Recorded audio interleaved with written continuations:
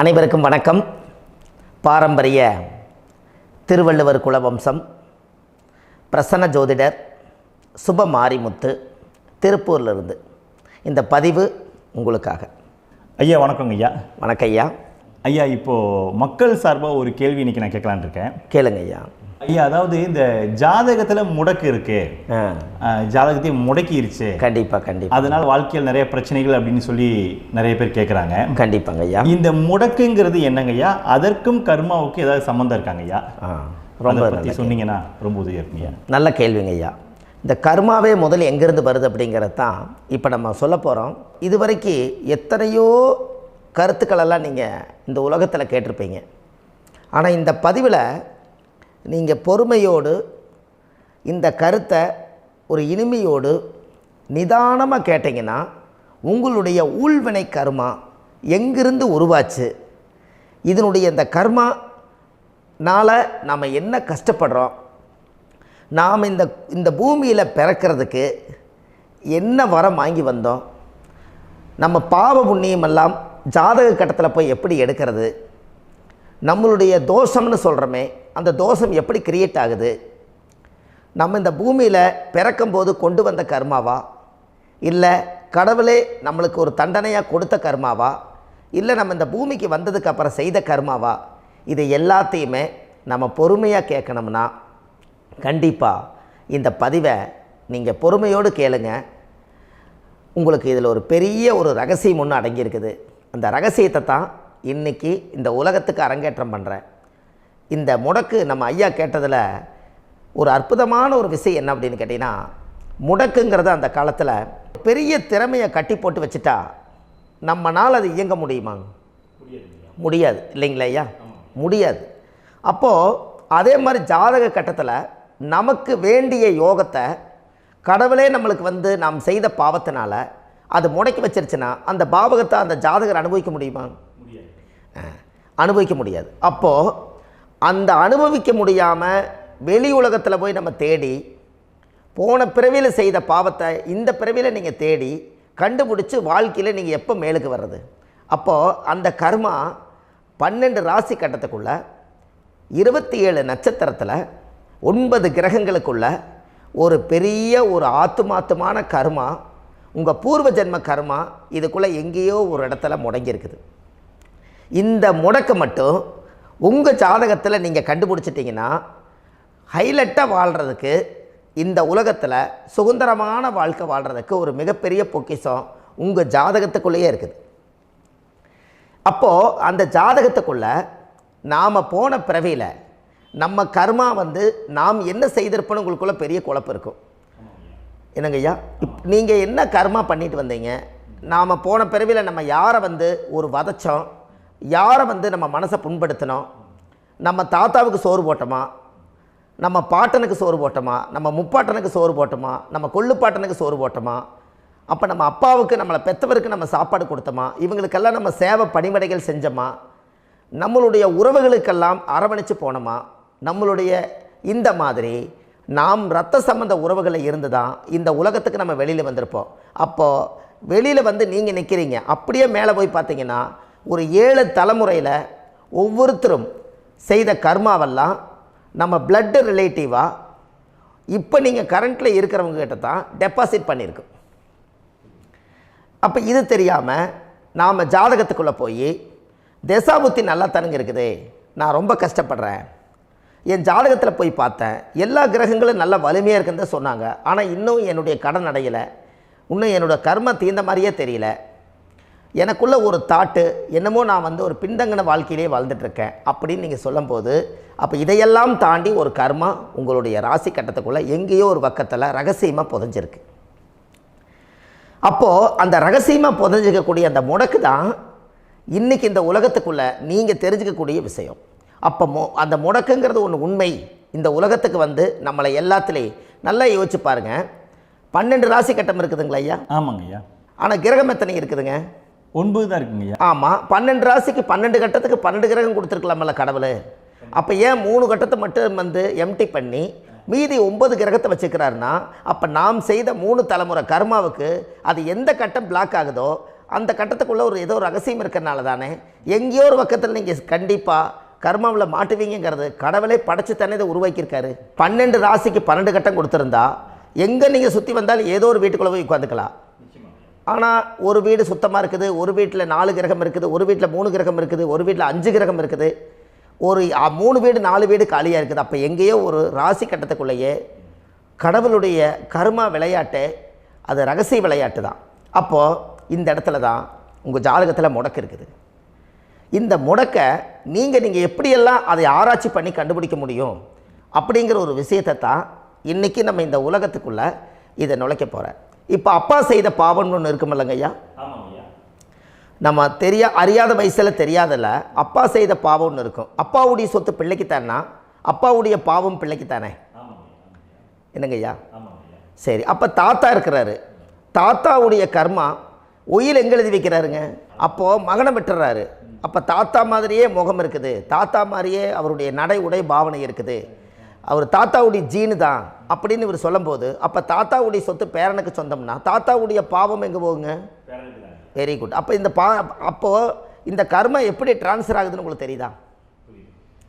அப்போ நீங்கள் போன பிறவியில் அந்த தாத்தாவுடைய பேரனை நீங்கள் பிறக்கிறதுக்கு கர்மம் உங்களை செயல்பட வச்சுருக்குது. அதனால் நீங்கள் தாத்தாங்கிறீங்க. அதனால் அந்த கௌரவமாக எங்கள் தாத்தா சம்பாரித்த சொத்து நான் தான் அனுபவிக்கணுங்கிற விதியை நீங்கள் உருவாக்கிறீங்க. அப்போது இந்த ஜாதகத்தில் அந்த ஊழ்வினை தோஷந்தான் ஏதோ ஒரு வழியில் உங்களை கர்மாவை செயல்படுத்துது. அதனால தான் இந்த ஜாதகத்தில் எந்த ஒரு முடக்கை எடுக்கிறதா இருந்தாலும் சூரியன் என்ற நட்சத்திரம் எதுவோ அந்த நட்சத்திரத்துக்கு எந்த வீடு முடக்காகுதோ அங்கே தான் உங்களுடைய கர்மா ஒளிஞ்சிருக்கும். இதுதான் உங்களுடைய பெரிய ஒரு பொக்கிஷமான ரகசியம். சரிங்க ஐயா, இப்போ இதில் நவகிரகங்கள் 9 இருக்கும்போது ஏன் சூரியனை மட்டும் நம்ம இதில் எடுத்துக்கணும்னு நீங்கள் சொல்கிறீங்க? நல்ல கேள்விங்க ஐயா. நீங்கள் கேட்டீங்க பார்த்தீங்களா, 9 நவகிரகம் இருக்கும்போது சூரியனை மட்டும், அந்த சூரியன் என்ற நட்சத்திரம் பிறக்கும்போது அந்த வீடு மட்டும் முடக்காகுன்னு நீங்கள் கேட்டீங்க இல்லையா?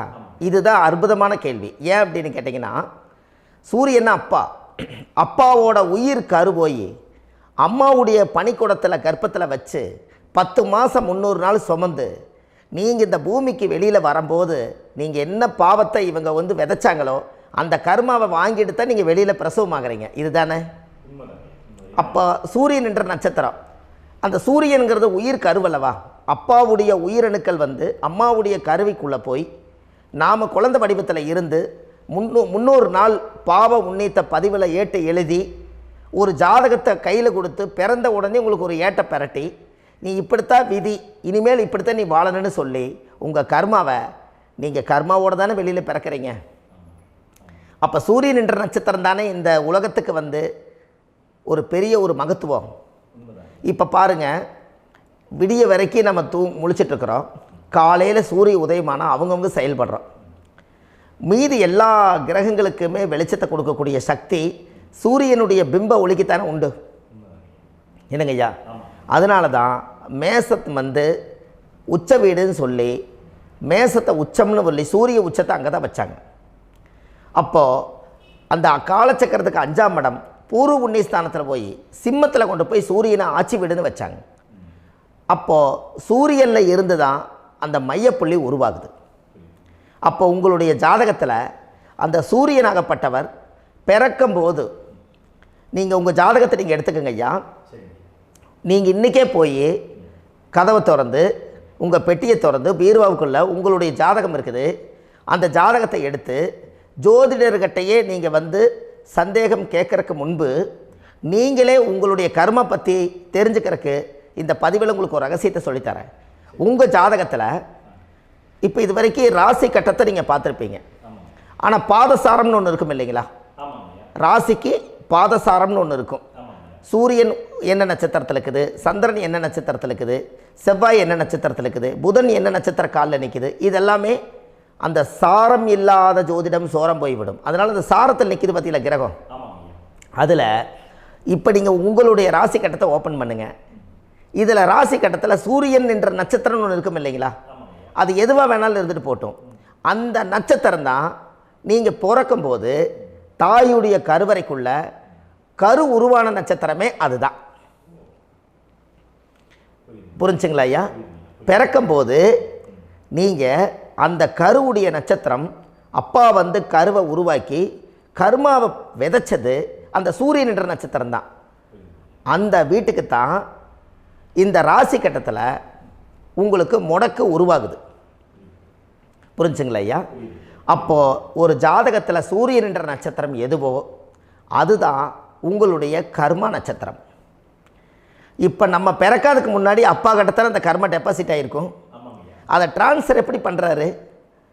அவருக்கு ஒரு கல்யாணம் வச்சு அவர் குடும்ப வாழ்க்கையில் வாழ்ந்து நம்மளோட உயிர் கருவை கொண்டு போய் ஊராம் பொண்ணை கல்யாணம் பண்ணி பொண்டாட்டின்னு எடுத்துக்கொண்டு அந்த பொண்டாட்டிங்கிற உரிமையாகி இவருடைய உயிர் கரு உருவாகி வாரிசுகள் வெளியில் வருது.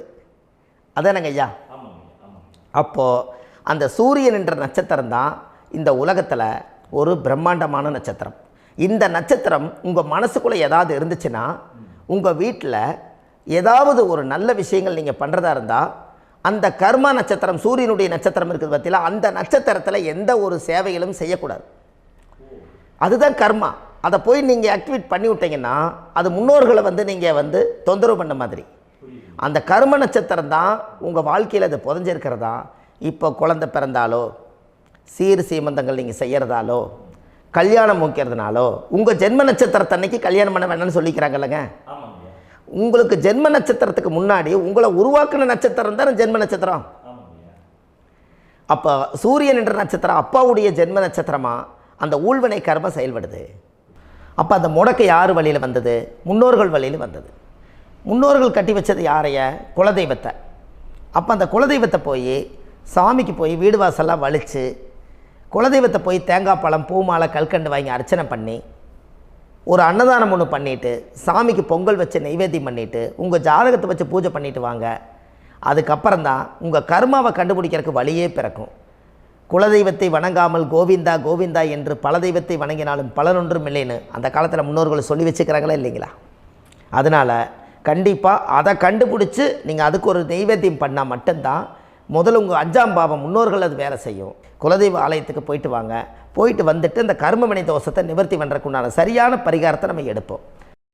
அப்போது உண்மையாலுமே ஒரு ராசி கட்டத்துக்குள்ளே இந்த மாதிரி ஒரு அந்த கர்ம தோஷம் இருப்பதனால இந்த கர்மா தோஷத்துக்கு அந்த முடக்க தோஷங்கிறத நீங்கள் எடுத்து அதை கண்டுபிடிச்சி அந்த சூரியன் என்ற நட்சத்திரம் எந்த ராசி கட்டத்தில் போய் முடக்காயிருக்குதோ அந்த முடக்கு எந்த பாவகம் வந்து நம்மளுக்கு லாக் ஆகிருக்குதோ அந்த பாவகத்துக்கு உண்டான பரிகாரங்கள் அதுக்குரிய ஸ்தலங்கள் அந்த கோவில்களில் போய் சுவாமிக்கு தேங்காய் பழம் பூமாலை கல்கண்டு வாங்கி அர்ச்சனை பண்ணி நீங்கள் அந்த கோவிலுக்குள்ளே போய் உட்காந்து சாமி கும்பிட்டு வந்தீங்கன்னா உங்களுடைய ஜாதகத்தில் இருக்கக்கூடிய அந்த முடக்கு தோசை நீங்கி வாழ்க்கையில் நீங்கள் எதை சாதிக்க வந்தீங்களோ அந்த சாதனையை நீங்கள் சாதிச்சிட்ருப்பீங்க.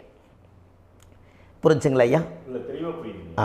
ஏன் அப்படின்னா அந்த முடக்கு நட்சத்திரத்துக்குள்ளே தான் ஒரு தோஷம் இருக்குது. இப்போ அந்த காலத்தில் பாருங்கள் ஐயா, முன்னோர்கள் எல்லாம் நிறைய பேர் கோவில் கட்டி வச்சுட்டு போயிருக்காங்களா இல்லைங்களா? இந்த கோவில் எதுக்காக கட்டி வச்சுக்கிறாங்கன்னா அவங்க கட்டினவங்களுக்கும் அந்த முடக்கு தோஷம் இருந்திருக்குது.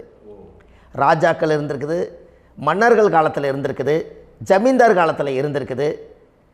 இப்போ அவங்களுடைய அமைப்புகள் எல்லாமே முன்னோர்கள் என்னமோ அறியாமல் தெரியாத தன்னடக்கம் இல்லாத ஒரு கர்மாவை இவங்க செஞ்சிட்டாலும் அதுக்குரிய பரிகார ஸ்தலங்களை கொண்டு போய் அந்த காலத்திலே ஜாதகம் பார்த்து நம்ம வந்து முன்னோர்களுடைய பாவத்தை நாம் செய்த பாவத்தையும் தீர்த்துட்டு நமக்கு கீழே அடுத்த சந்ததிகள் அடுத்த தலைமுறைகள் வந்தாலும் இந்த கோவில்களுக்கு வந்து விளக்கு போட்டு சாமி கும்பிட்டு இந்த மண்ணை மிதிச்சுட்டு போனால் அன்னையோடு அந்த கர்மா தீருங்கிறது அந்த காலத்திலேயே முடக்க தோஷ பரிகாரத்தை கோவில் வழியில் அந்த காலத்தை திசை திருப்பி வச்சுருக்காங்க.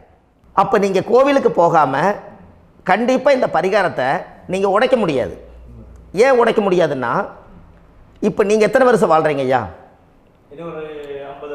120 வருஷமே வச்சுக்கோங்க. சூரியன் திசை 6 வருஷம், சந்திரன் திசை 10 வருஷம், செவ்வாய் திசை 7 வருஷம், ராகு திசை 18 வருஷம், குரு திசை 16 வருஷம், சனி திசை 19 வருஷம், புதன் திசை 17 வருஷம், கேது திசை 7 வருஷம், சுக்கிரன் திசை 20 வருஷம். இப்போ நான் சொன்ன டோட்டலெல்லாம் கூட்டிங்கன்னா 120 வருஷம் வரும். இது ஒரு மனிதர் பிறந்து பூரண ஆயுளோடு வாழ்ந்தால் இந்த 120 வருஷம் வாழ்ந்தால் அவர் இந்த பூலோக பதவி விட்டு சிவலோக பதவி போயிடுவார். அதுக்கு பேர் தான் பூரண ஆயுள் என்று பொருள். அப்போ இந்த பூரண ஆயுளை வாழ்ந்தவருக்கு 120 வருஷம். கோயில் எத்தனை வருஷம் வாழுதுங்க ஐயா? கோயில் பழங்காலத்து கோயிலெல்லாம் எத்தனை வருஷம் வாழுதுங்க? 12 வருஷத்துக்கு கும்பாபிஷேகம். அது ஓகே, அது பரவாயில்ல. 12 வருஷத்துக்கு ஒருக்கா பழசை புதுப்பிச்சு கும்பாபிஷேகம் பண்ணி மறுபடியும் அதுக்கு பவர் ஊட்டி சக்தி ஊட்டி அதுக்கு உருவேற்றுறாங்க.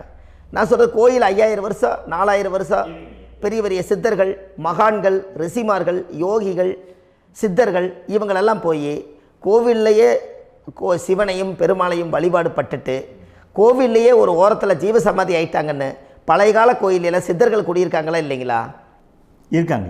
இருக்காங்கல்லங்க ஐயா.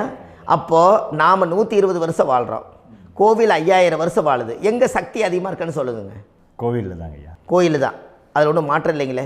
கோயில் தாங்க. அப்போ கோவிலில் தான் அந்த சக்தி இருக்குதுன்னு நீங்கள் சொல்கிறீங்க. அப்போ உங்களுடைய கர்மாவை உடைக்கிறதுக்கு 120 வருஷம் பெருசா 5000 வருஷம் பெருசான்னு சொல்லுங்கள்?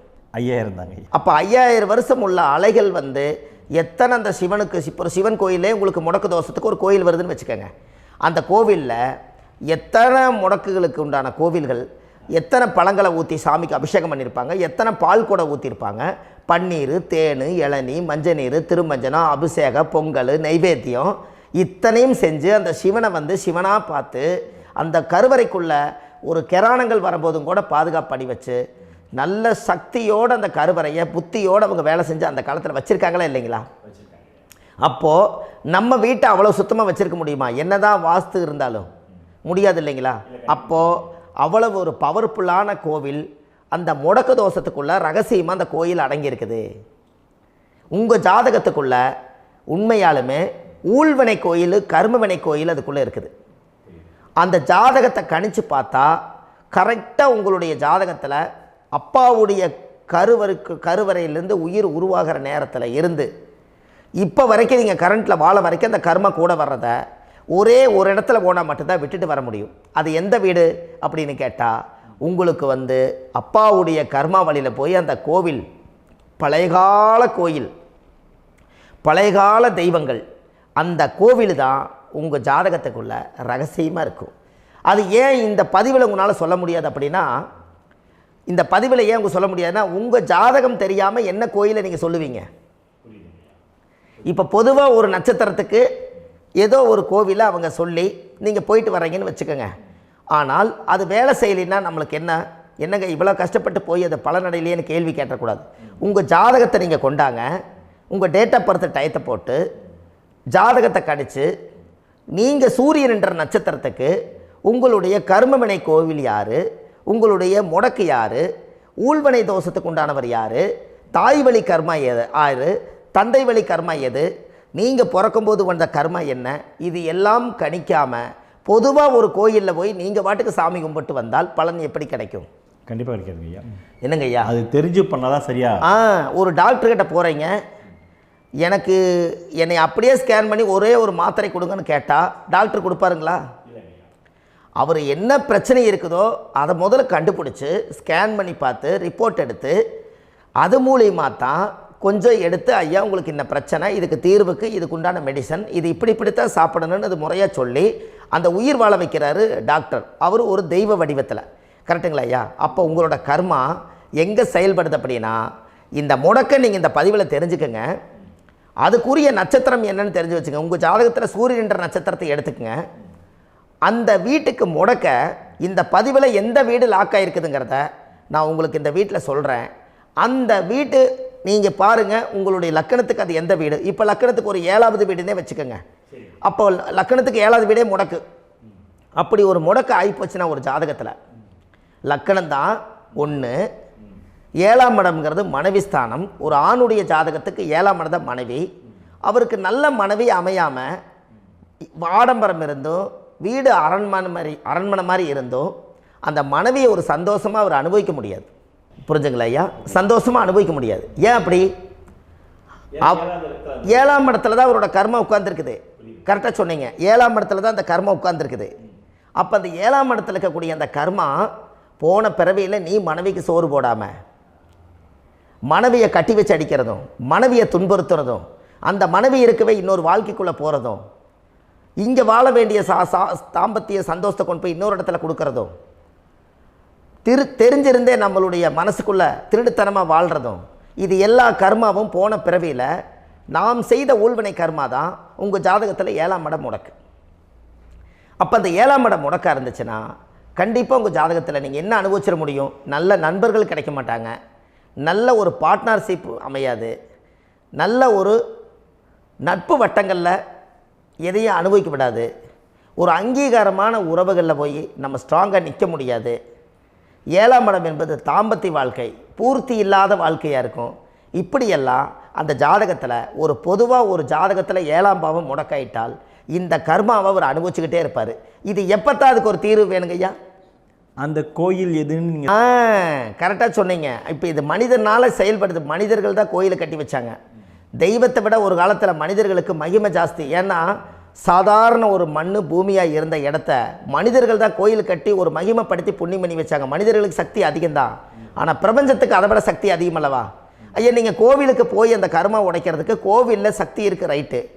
ஆனால் நம்ம வீட்டுக்கும் கோயிலுக்கும் ஒரு மிகப்பெரிய தொடர்பு என்னென்னா, அந்த கோயில் கட்டுறவங்க எல்லாமே பழைய காலத்து கோயிலெல்லாம் பாருங்கள், பஞ்சபூதத்தை வச்சு கட்டியிருப்பாங்க. பஞ்சபூதத்தை வச்சு தான் கட்டுவாங்க கோயில். அது உங்களுக்கு தெரியணும் இல்லைங்களா? பஞ்சபூதம்னா நீர், நெருப்பு, காற்று, பூமி, ஆகாயம். இந்த பஞ்சபூதத்தினுடைய சக்திகள் எல்லாம் ஒரே நேர்கோட்டுக்கு என்னைக்கு வருதோ அன்னைக்கு தான் அந்த கோவிலுடைய பாலக்கால் போட்டு 1000-2000 வருஷம் நிலச்சி நிற்கிறது. காரணம், இந்த பிரபஞ்சத்தில் பஞ்சபூதம் எப்படி நிலச்சி நிற்குதோ அதுபோல் 5000 வருஷம் நிற்கிறதுக்கு அந்த பஞ்சபூத சக்தி வச்சு தான் சாமி சிலையை பிரதிஷ்டை பண்ணி வச்சுருப்பாங்க. அதனால தான் இந்த கோயில்கள் எல்லாம் 5000 வருஷமாயும் எத்தனையோ கிராணங்களை எல்லாம் தப்பிச்சிருக்கிறதுக்கு காரணம். அப்பேற்பட்ட புண்ணிய ஸ்தலம் உங்களுக்கு எதுன்னு தெரியணும் அல்லவா? என்னங்க ஐயா? அப்பேற்பட்ட புண்ணிய ஸ்தலம் உங்களுக்கு எதுன்னு தெரிஞ்சால் தானே நீங்கள் போய் செய்ய முடியும், இல்லாட்டி கண்டிப்பாக தெரியாது. அப்போ இந்த முடக்கு தோஷத்தை கடவுள்கிட்ட கொண்டு போய் ஒப்படைக்கணும். நாம் பிறக்கும் போது கொண்டு வந்த கர்மாவை நாம் இருக்கும் காலத்தில் கொண்டு போய் இந்த கர்மாவை சுத்தப்படுத்தி, நீங்கள் பாவ ஆத்மாவை இந்த பூமியில் பிறந்து பூலோகத்தில் எல்லா புண்ணியத்தையும் செஞ்சுட்டு இந்த பூலோகத்தை விட்டு நீங்கள் போகும்போது புனித ஆத்மாவாக போகணுன்னா உங்கள் கர்மாவை கொண்டுட்டு போகாதீங்க, கர்மாவை நிவர்த்தி செய்யுங்க. என்னங்க ஐயா? அப்போ கர்மாவை சுத்தப்படுத்துங்க. கர்மாவை சுத்தப்படுத்திட்டு உங்களுக்கு பிறக்கிற குழந்தைகளுக்கு அந்த கர்மாவை டிரான்ஸ்ஃபர் பண்ணாமல் உங்களோட நில் பண்ணுங்க. ஒரு உதாரணம் சொல்லட்டுங்களா ஐயா? ஒரு காந்தம் ஒன்று இருக்குது இல்லைங்களா? ஒரு காந்தம்ங்கிறது ஒரு தாத்தாவாக வச்சுக்கோங்க. ஒரு இரும்பை கொண்டு போய் வச்சா ஒட்டு மோட்டாதா? அப்போ ஒட்டுனோடனே காந்தம்ங்கிறது தாத்தா, அவருக்கு பிறந்த வாரிசுக்கு அந்த கர்ம டிரான்ஸ்ஃபர் ஆயிருமா? சரி, இன்னொரு இரும்பை கொண்டு போய் வைங்க, ஒட்டு மோட்டாதா? அப்போ அது பேரனுக்கு வைங்க, பேரனுக்கு வந்துருச்சு அந்த கர்மா. இன்னொரு இரும்பை கொண்டு போய் வைங்க, அந்த காந்தத்துக்கு நேர் இன்னொன்று வைங்க, ஒட்டு மோட்டாதா? அப்போ அதை கொண்டு போய் நம்ம கொள்ளு பேரனுக்கு வைங்க. இப்படியே டிரான்ஸ்ஃபர் ஆகி தலைமுறையாக இந்த கர்மா தொடர்ந்துக்கிட்டே இருக்குது. இந்த இடத்துல கொண்டு போய் காந்தத்துக்கு இரும்பு ஒட்டிகிட்டே இருக்குதுல்ல, இந்த இடத்துல ஒரு மரக்கட்டை செஞ்சு கொண்டு போய் கரெக்டாக வச்சுக்கினே போட்டுமா? அந்த மரக்கட்டையை கொண்டு போய் வைக்கிறவர் யார்? மரக்கட்டை வச்சுட்டு அடுத்த வாரிசு புனிதமாக பிறந்துட்டு அந்த மேலே இருக்கிற கர்மாலாம் இந்த அடுத்த இதுக்கு வராதில்ல. இதுதாங்க ஐயா கர்மா. தொடர்ந்து வரக்கூடிய கர்மாவை அதை நில் பண்ணணுங்கிறதுக்கு பேர் தான் இந்த உதாரணத்தை சொன்னவங்களுக்கு. அப்போ நாம் இந்த பூலோகத்தில் நம்ம ஒரு தாயுடைய கருவறையில் இருந்து தொப்புள் கொடி அறுக்கும் நேரம் நாம் என்ன கர்மாவை வாங்கி வந்திருந்தாலும் அதையெல்லாம் ஆராய்ச்சி செய்து ஜாதகத்தில் முழுமையாக கண்டுபிடிச்சி ஒரு காலம் இல்லைனாலும் ஒரு காலம் நம்ம நல்லா இருக்கிறதுக்காக, நம்ம வாரிசுகள் எல்லாம் நலமடைஞ்சு வளமடைஞ்சு வர்றதுக்காக இந்த கர்மா தோஷத்தை கரெக்டாக கண்டுபிடிச்சி சரியான கோவிலுக்கு போய் நீங்கள் கர்மாவை நிவர்த்தி பண்ணி அங்கே பூஜை புனஸ்தானங்கள், சகசரநாம பூஜைகள், ஓமங்கள், வழிபாடுகள் இதெல்லாம் நீங்கள் செஞ்சு உங்களுடைய பாவத்தை எல்லாம் கழித்து உங்கள் ஜாதகத்தவே யோகமாக மாற்ற முடியும். கண்டிப்பாக மாற்ற முடியும். ஏன்னா நம்ம யாரை நம்பி செய்கிறோம்? சரியான கடவுள்கிட்ட வழிகாமிக்க போகிறோம். அப்போ கடவுள் பொய்யாயிருவாரா? ஐயா நம்ம அதாவது அந்த காலத்தை சொல்லுவாங்க, சத்தியுள்ள சாமி கும்பிட்டு புத்தி உள்ள உள்ளே பெக்கணும்னு சொன்னாங்க. 16 வதபதன்னு பெக்கலை, எல்லாம் அறிவோடு பெற்றாங்க. அதனால் எல்லாமே தாய் தந்தைகள் பேச்சை கேட்டாங்க. அன்றைக்கி எல்லாருமே தாய் தந்தைகளுக்கு தூணாக நின்னாங்க. அப்போ அந்த காலத்தில் சத்தியுள்ள சாமி கும்பிட்டு புத்தி உள்ள உள்ளே பெக்கணும்னு சொல்லி அன்றைக்கி அறிவோடு பெற்று இந்த கர்மாவை ஆளுக்கு ஒரு கர்மாவை டிரான்ஸ்ஃபரை பிரித்து எல்லாரும் சுத்தப்படுத்தினாங்க.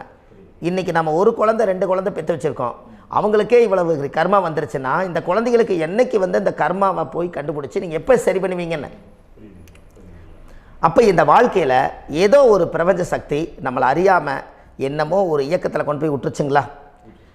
அப்போ இனிமேலாவது இந்த கர்மாவில் இருந்து கண்டிப்பாக நம்ம நிவர்த்தி ஆகணும்னு சொன்னால் இந்த முடக்கு தோஷத்தை யாரெல்லாம் கண்டுபிடிச்சி இந்த ஊழ்வினை கர்மாவில் இருந்து நாம் கருவறையில் சுமக்கும் போது 10 மாதம் நீங்களாம் என்னென்ன நினச்சிருப்பீங்க?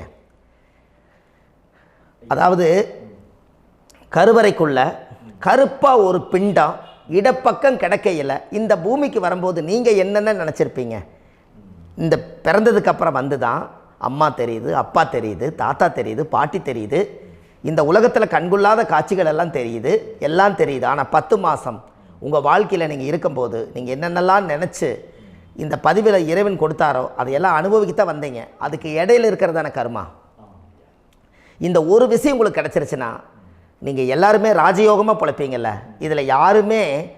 இதில் ஏழை பணக்கார யாரையுமே சொல்ல வரல.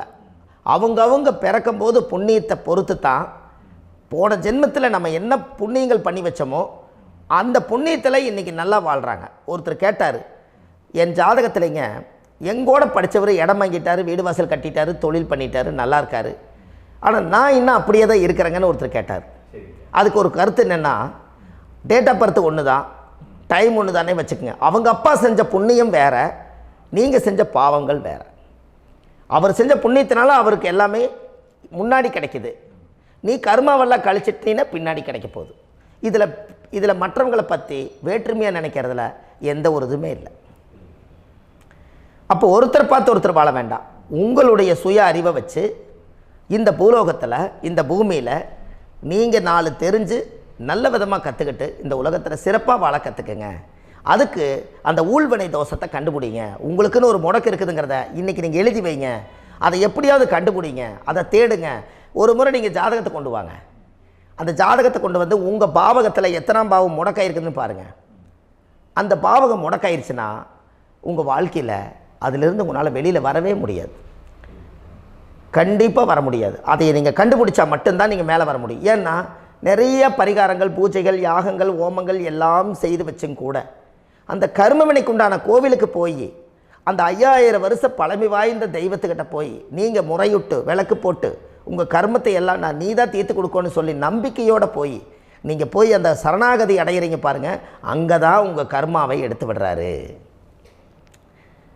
அப்போ இந்த ரகசியம் உங்களுக்கு வேணுமல்லவா?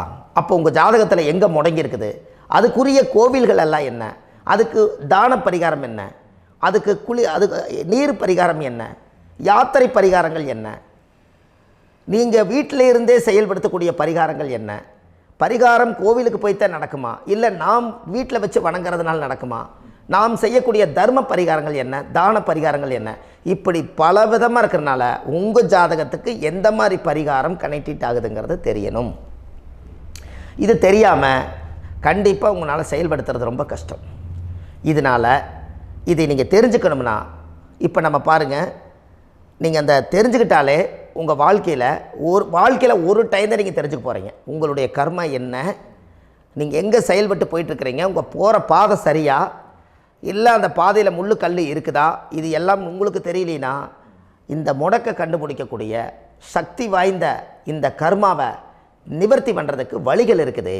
அதனால் நீங்கள் கண்டிப்பாக இந்த முடக்கை தெரிஞ்சுக்கணும்.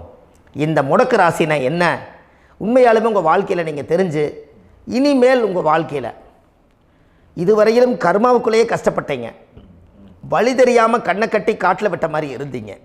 இனி அப்படி இருக்க வேண்டாம். உங்கள் ஜாதகத்தில் 12 ராசி கட்டத்தில் 9 கிரகம் போகும், மீனி 3 கிரகம், 3 கட்டம் உங்களுக்கு எங்கேயோ ஒரு பக்கத்தில் 3 கட்டம் எம்டியாக தான் இருக்கும். கரெக்டுங்களா? அது இல்லாமல் ஒரு ஜாதகம் பிறக்காது. ஏன்னா 9 கிரகத்துக்கு 9 கணக்கு போட்டால் 3 கட்டம் எம்டியாக தான் நிற்குது. அந்த கட்டத்துக்குள்ளே எந்த நட்சத்திரத்தில், எந்த சாரத்தில், எத்தனாவது டிகிரியில், எத்தனாவது பாதசாரத்தில், எத்தனை வெகுளையில், எத்தனை செகண்டுக்குள்ளே இந்த கர்மா உள்ளே புகுந்து உங்களை செயல்படுத்துதுங்கிறத கண்டிப்பாக உங்கள் ஜாதகத்தை கொடுங்க. பார்த்து இந்த விஷயத்தை சொல்கிறேன், நீங்கள் அந்த இடத்துக்கு போய் நிவர்த்தி பண்ணிவிட்டு உங்கள் வாழ்க்கையில் கொஞ்சம் காலம் வாழ போகிறீங்க. பாருங்கள், பிறந்ததுலேருந்து 20 வருஷத்துக்குள்ளே இளமையாக வாழ்கிறீங்க, குழந்தையாக வாழ்கிறீங்க. 20லேருந்து 40 வயசுக்குள்ளே தான் உங்களுக்கு ஒரு பொண்ணை பார்த்து கல்யாணம் பண்ணி ஒரு கரு உருவாக்குறீங்க. அதுக்கப்புறம் 40லேருந்து 60க்குள்ளே குழந்தை பெற்று கடமை முடிச்சிடுறீங்க. 60 வயசுக்கு மேலே ரிட்டையர்ட் ஆகிடுறீங்க. இந்த 20க்கும் 60க்கும் இல்லாத 20லேருந்து இந்த 40 வயசுக்குள்ளே உங்களோட தேடல் என்னவோ அது வாழ வேண்டிய சுகபோகமான வாழ்க்கை எல்லாமே அந்த 40க்குள்ளே தான் இருக்குது. இந்த 40க்குள்ளே இருக்கக்கூடிய வாழ்க்கையை இந்த கர்மா தெரியாமல் காலத்தை வீணாக்க வேண்டாம். வாழ வேண்டிய வயசில் நீங்கள் வாழணும். அதுக்குரிய கர்மாவை நீங்கள் சுத்தப்படுத்துங்க. எப்படியெல்லாம் நீங்கள் சந்தோஷமாக வாழ்கிறீங்கன்னு எனக்கு ஒரு தகவல் கொடுங்க. வேறு லெவலில் நீங்கள் இருப்பீங்க.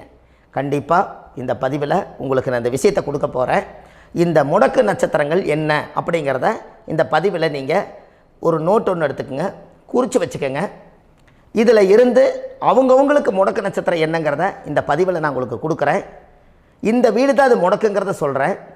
இதையெல்லாம் நீங்கள் தெரிஞ்சு உங்கள் ஜாதகத்தவே நீங்கள் முடக்கு எடுத்து கண்டிப்பாக உங்கள் வாழ்க்கையில் நீங்கள் நல்லா இருப்பீங்க.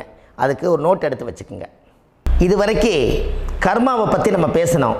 உங்கள் ஜாதகத்தில் சூரியன் என்ற நட்சத்திரத்துக்கு தான் முடக்குன்னு சொன்னீங்களே, எந்த வீடுங்கிற ரகசியத்தை இன்றைக்கி நம்ம எல்லோரும் தெரிஞ்சுக்கலாமா? இத்தனை காலமாக நீங்கள் தெரிஞ்சுக்காத ஒரு ரகசியத்தை இன்றைக்கி உங்கள் ஜாதக கட்டத்தில் நீங்களே முடக்க கண்டுபிடிச்சி அதுக்குண்டான பலனை தேட போகிறீங்க.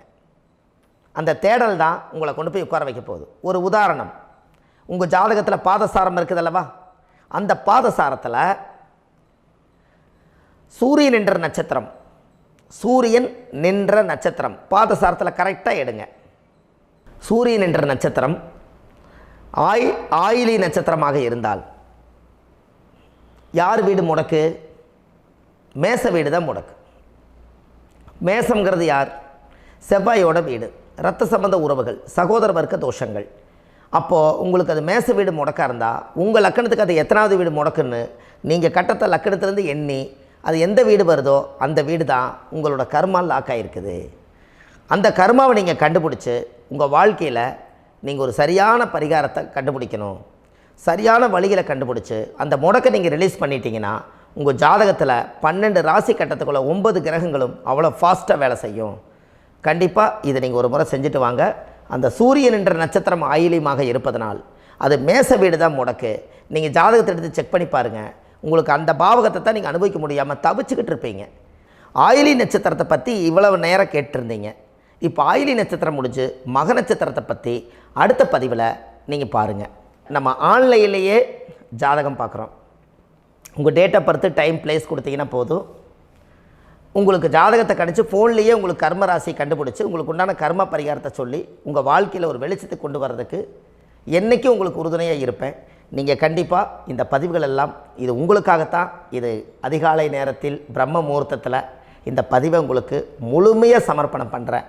இதை கற்று இதை வழி நடத்தி இதைய எப்படியெல்லாம் இந்த முடக்கை கண்டுபிடிச்சி இப்படியெல்லாம் பேச வச்சு அழகு பார்க்க நம்ம முன்னோர்களுடைய ஆசீர்வாதமும் இந்த முடக்கை கண்டுபிடிச்ச குருமார்களும் அவங்களுடைய குடும்ப பாரம்பரிய வம்சாவளிகளும் எல்லாருமே நல்லா இருக்கணும்.